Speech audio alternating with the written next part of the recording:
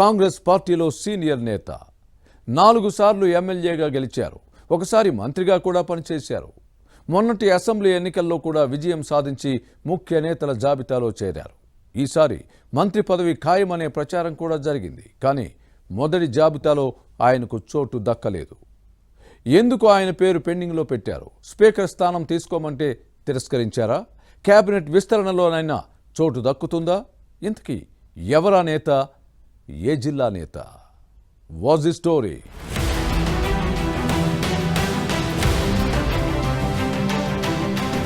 నిజామాబాద్ జిల్లా Bodhan MLA P Sudarshan Reddy Congress పార్టీలో కీలక నేతగా ఉన్నారు. బీఆర్ఎస్ 10 ఏళ్ల పాలనలో చాలా మంది కాంగ్రెస్ నేతలు పార్టీని వీడిపోవడంతో సుదర్శన్ రెడ్డి అన్నీ తానే అయి పార్టీ బాధ్యతలు చూసుకున్నారు. ఓ రకంగా నిజామాబాద్ జిల్లాలోని పార్టీ శ్రేణులకు పెద్ద దిక్కుగా ఉన్నారు.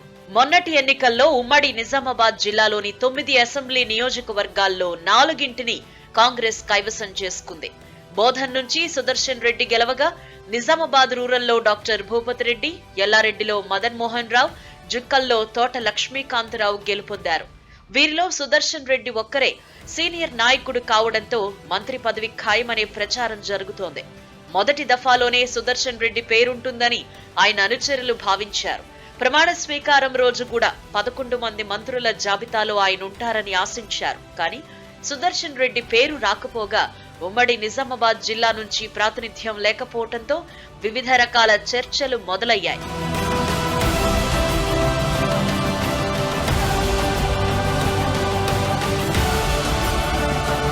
తీరా త్వరలో మంత్రివర్గ విస్తరణ జరగనుండడంతో సుదర్శన్ రెడ్డి పేరు మళ్లీ తెరపైకొచ్చింది. ఈసారి జరిగే మంత్రివర్గ విస్తరణలో ఆయన రేవంత్ రెడ్డి కేబినెట్ లో చేరడానికి రంగం సిద్ధమైనట్టు ప్రచారం జరుగుతోంది. పిసిసి కోశాధికారిగా ఉన్నారు. పార్టీ ముఖ్య నేతలతో సన్నిహిత సంబంధాలు ఉండడంతో సుదర్శన్ రెడ్డికి లైన్ క్లియర్ గా ఉన్నట్టు చెబుతున్నారు. అదిగాక కష్టకాలంలో అనేక అవాంతరాలను ఎదుర్కొని పార్టీకి అండగా ఉన్న నేపథ్యం కూడా కలిసి రానుంది. ఈ గుడ్ విల్ కారణంగానే ఆయన్ని స్పీకర్ గా నియమించాలని భావించారట. ఈ మేరకు ముఖ్య నేతలు ఆయన వద్ద ప్రతిపాదన పెట్టారని సమాచారం. ఆయన వయస్సును, అనుభవాన్ని దృష్టిలో పెట్టుకుని అధిష్టానం స్పీకర్ చైర్ లో కూర్చోబెట్టాలని భావించింది. కానీ ఆ బాధ్యతలు తీసుకోవడానికి ఆయన నిరాకరించారు. ఈ పరిణామాల నేపథ్యంలోనే సుదర్శన్ రెడ్డి పేరు మొదటి విడత మంత్రివర్గ జాబితాలో లేకుండా పోయిందట. దీంతో కేబినెట్ విస్తరణ కోసం ఎదురు చూడాల్సి వస్తోంది.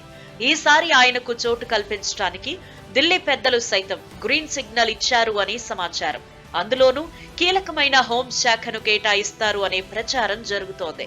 శాఖ ఏదైనా సుదర్శన్ రెడ్డి తన కెరియర్ లో మరోసారి మంత్రి కాబోతున్నారనే సిగ్నల్స్ రావడంతో అనుచరులు ఆనందం వ్యక్తం చేస్తున్నారు.